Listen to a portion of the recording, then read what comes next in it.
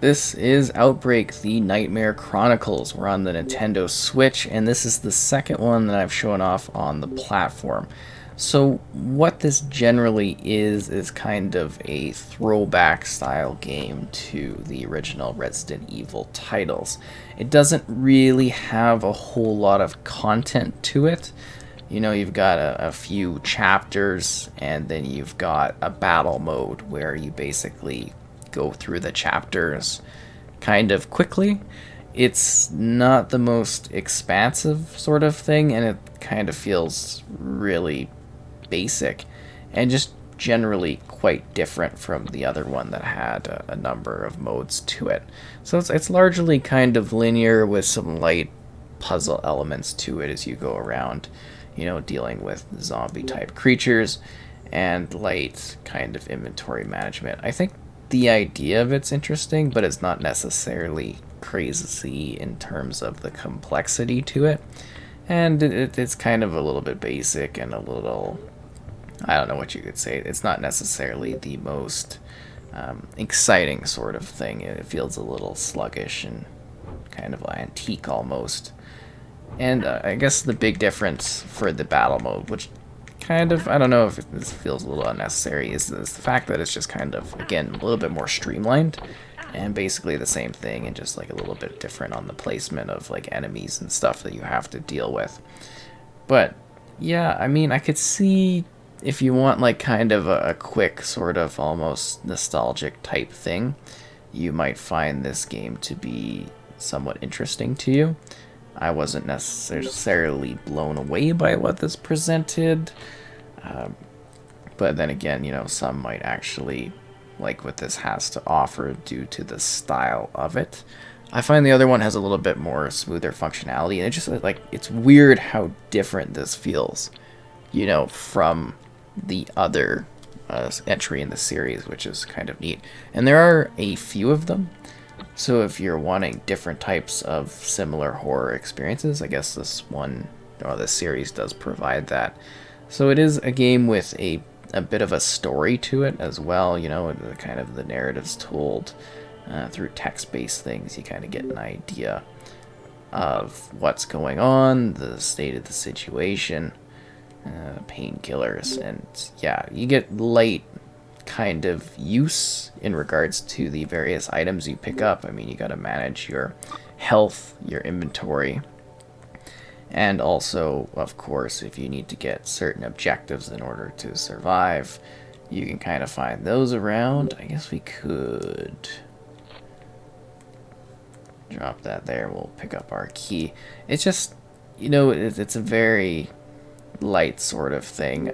I mean, it does get the job done of being that older style of a horror game with like the set angles, and I get what they were going for with it. I'm just not necessarily blown away by what this has to offer. As I get back to that again, it just kind of feels really light on content, and it doesn't feel like the best sort of way that you could do this genre of gaming. And I mean, they're pretty clear that this is like a solo dev effort, so I guess that's kind of interesting to a degree.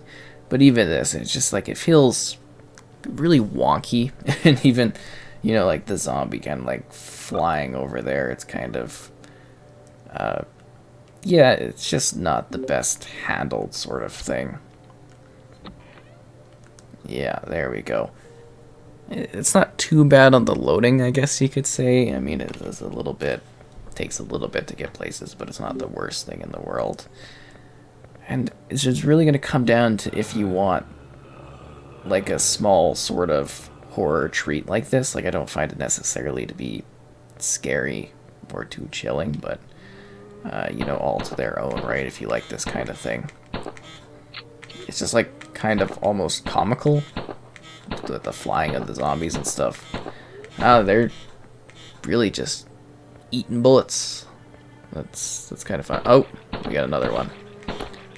I mean, it's not necessarily the worst I've seen this series. Like, sometimes, you know, like performance-wise and that, it can get really wonky. So I guess from like that technical perspective, it's sort of hitting the mark there. Oh, jeez.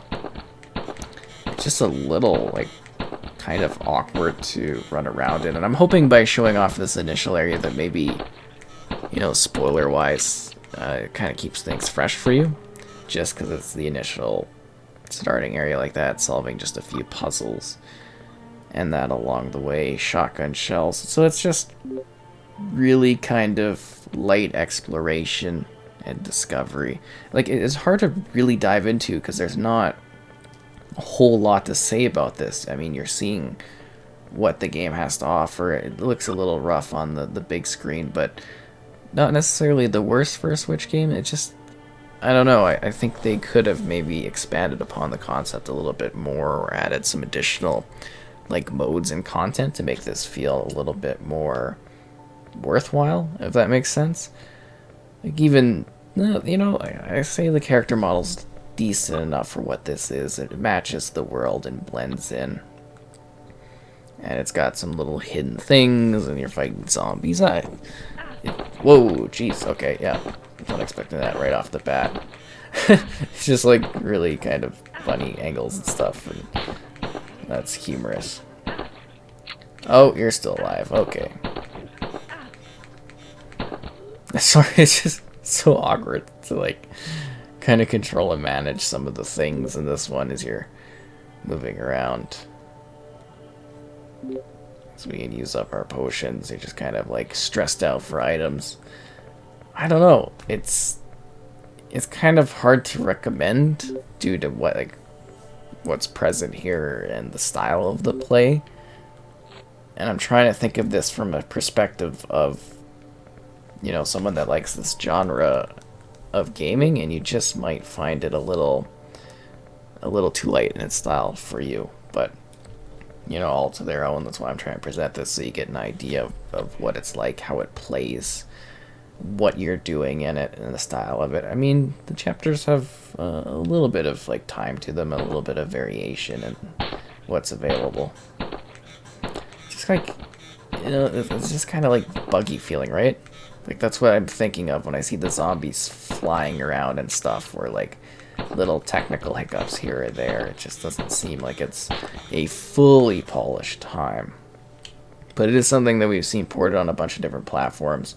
So I gotta say, you know, it's impressive that they keep getting the games released.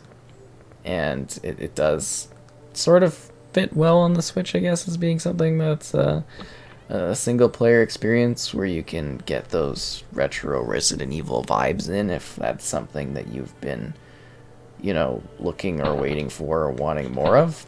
Oh, jeez. I just don't think it's really the best way to get the Resident Evil vibes. Is he, like, stuck to the wall there? Like, he's, like, flying in the air? It's kind of entertaining. At least I think so.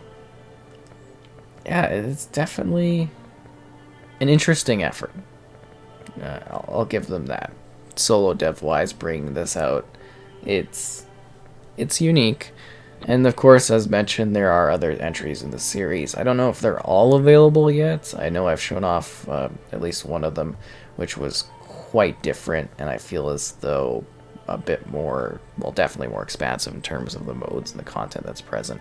And maybe in an entirely different direction as being something faster paced and different in its style, because this one definitely a more slow approach to what it's trying to provide in terms of the character's movement, but a little light on content.